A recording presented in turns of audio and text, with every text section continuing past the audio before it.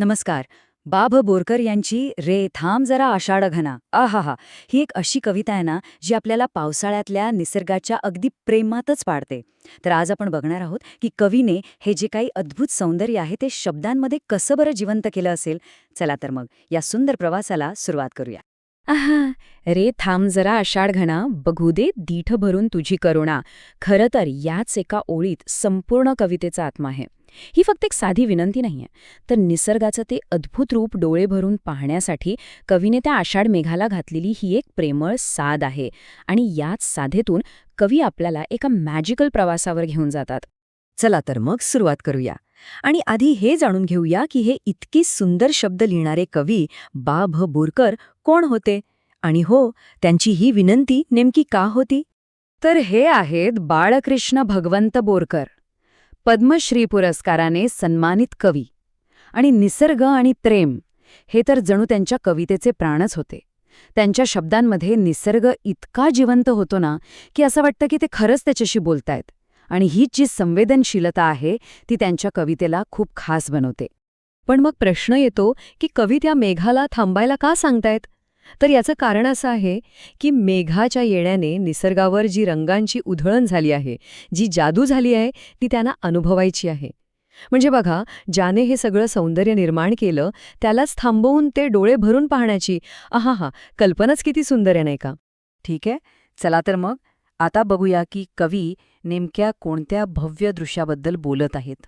इथे बघा, कवी निसर्गाकडे जणू एका मोठ्या कॅनव्हसप्रमाणे बघतायत.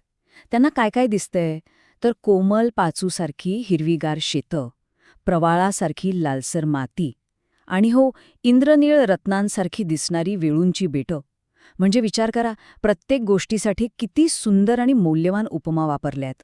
आणि मग कवी या ओळीतून ते दृश्याचं सारच सांगतात.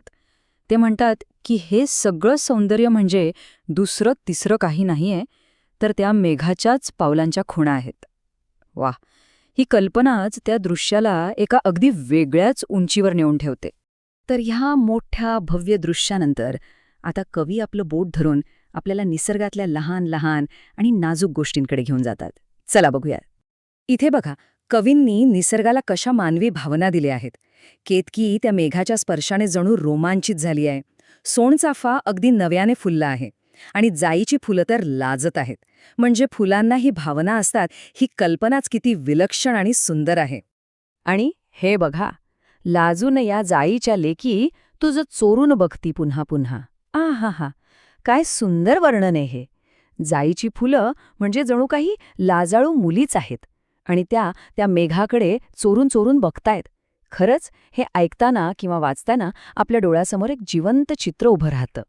पण थांबा, बोरकरांची नजर फक्त फुलांवरच थांबत नाही हं.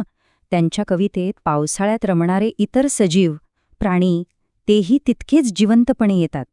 रत्नजडित पंखांची फुलपाखरं, पाण्यात सळसळणाऱ्या मासोळ्या आणि रात्रीच्या अंधारात चमकणारे काजवे, ह्या सगळ्यांशी कवीला जणू काही बोलायचं आहे, संवाद साधायचा आहे. त्यांच्यासाठी निसर्गातला प्रत्येक घटक हा जिवंत आहे. तर ही कविता फक्त डोळ्यांना दिसणाऱ्या सौंदर्याबद्दल नाहीये. नाही, ती आपल्या सगळ्या संवेदनांना, सगळ्या सेन्सेसला स्पर्श करते.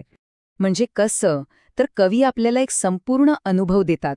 धान्याच्या कणसांचा तो दुधाळ स्पर्श, फुलांच्या देठांमधला तो मधाचा सुगंध, आणि पक्ष्यांच्या कंठातून येणारं ते मधुर गाणं. म्हणजेच काय, तर स्पर्श, गंध आणि आवाज या सगळ्यांचा अनुभव आपल्याला या कवितेतून मिळतो. आणि ह्या ओळी बघा, याच अनुभवाला अगदी अचूकपणे मांडतात. निसर्गातल्या प्रत्येक गोष्टीत इतकं चैतन्य भरलेलं आहे की ते अगदी गवताच्या पात्यालाही शहारा आणतं. कमाल आहे. हा एक असा अनुभव आहे जो आपल्याला फक्त आणि फक्त निसर्गातच मिळू शकतो. चला, आता आपण जरा ह्या कवितेच्या गाभ्याकडे आणि कवीने जी भाषेची जादू केली आहे त्याकडे वळूया. बोरकरांच्या भाषेचं एक मोठं वैशिष्ट्य म्हणजे शब्दांचा मिलाप. ते काय करतात, तर कधी अगदी भारदस्त संस्कृत शब्द वापरतात, तर कधी ग्रामीण बोलीतले एकदम गोड शब्द.